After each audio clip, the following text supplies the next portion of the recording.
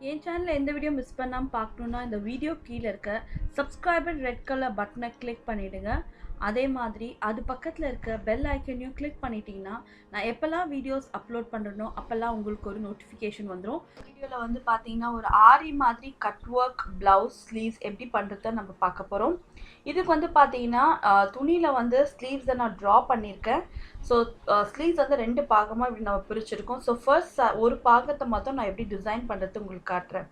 So மேலே வந்து நம்ம ஜாயின் பண்ணிடலாம் ஸ்லீவ்ஸை, அதை வந்து விட்டுருங்க. கீழ்ப்பகுதி இருக்கு இல்லையா, அந்த இடம் நம்ம காஃப் மசில் எங்கே வருதோ அந்த இடத்துல மட்டும்தான் இந்த டிசைன் வரப்போகுது. ஸோ ஸ்லீவை 2 பாதியாக பிரிச்சுட்டு ஒரு பாதியை ஃபஸ்ட்டு டிசைன் பண்ண பிறகு நம்ம அடுத்த பாதிக்கு போகலாம்.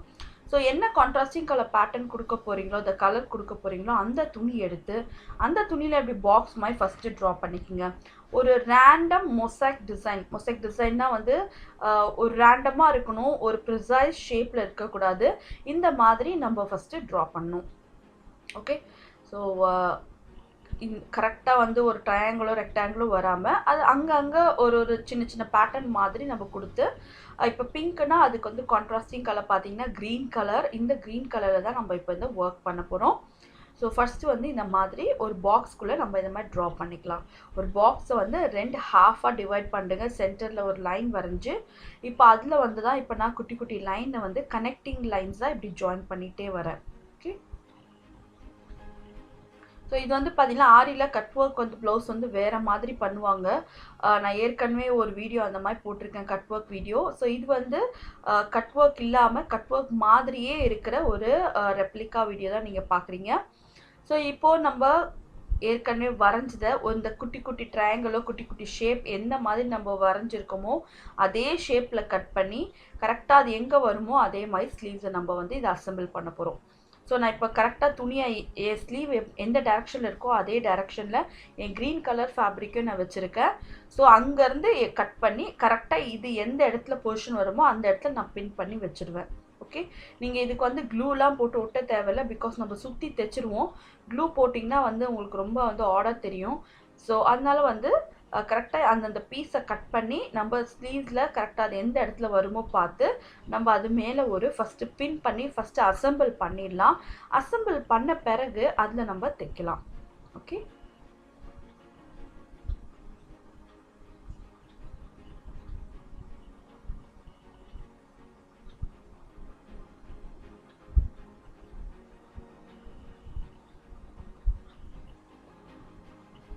ஸோ இந்த மாதிரி அசம்பிள் பண்ணி எல்லாத்தையும் வந்து பின் பண்ண பிறகு நம்ம இதை சுற்றி நம்ம தைக்க போகிறோம்.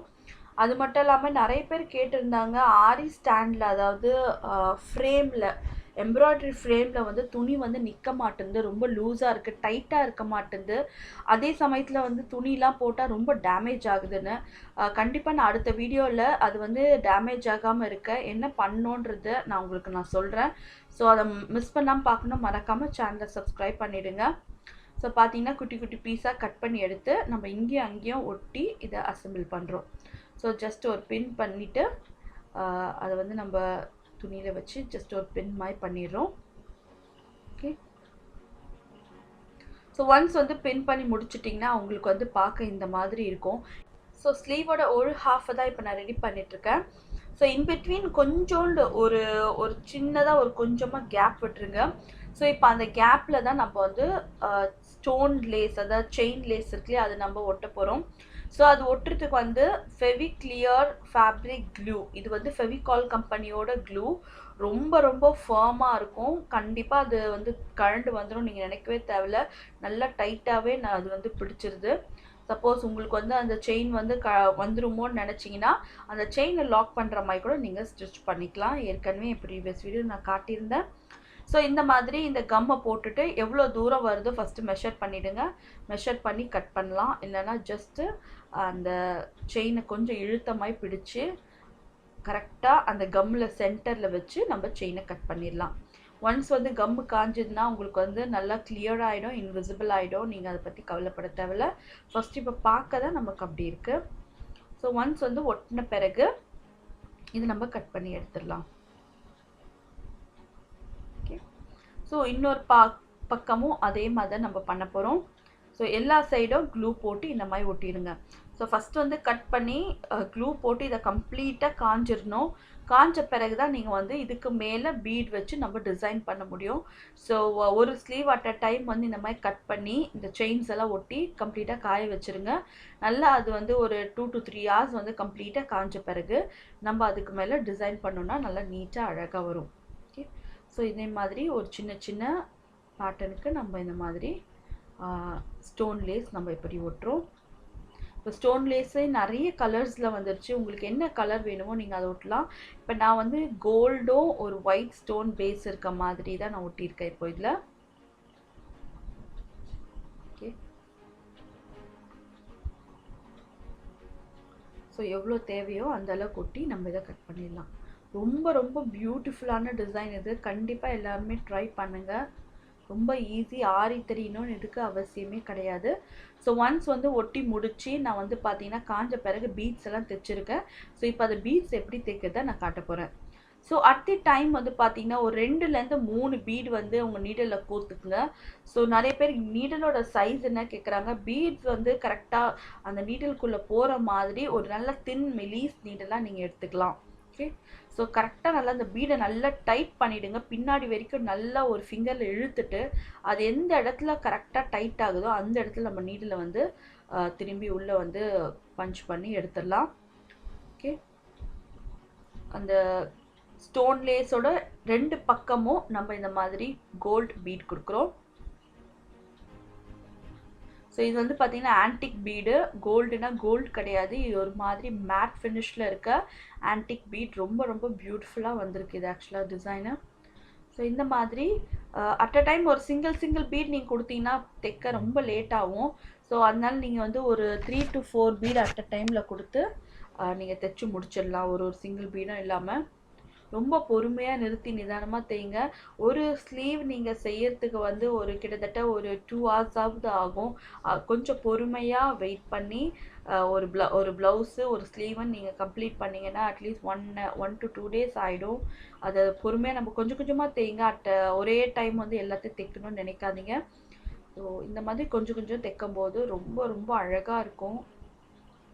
ஸோ இப்போ பார்த்தீங்கன்னா ஒரு சைடு நான் முடிச்சுட்டேன். இப்போ இந்த செயினோட ஒரு பக்கம் முடிச்சாச்சு. இந்த பக்கமும் இப்போ நான் தைக்க போகிறேன். நடுவில் செயின் 2 சைடு கோல்டு பீட் இப்போ நம்ம தைச்சு இதை ஃபினிஷ் பண்ணிடலாம்.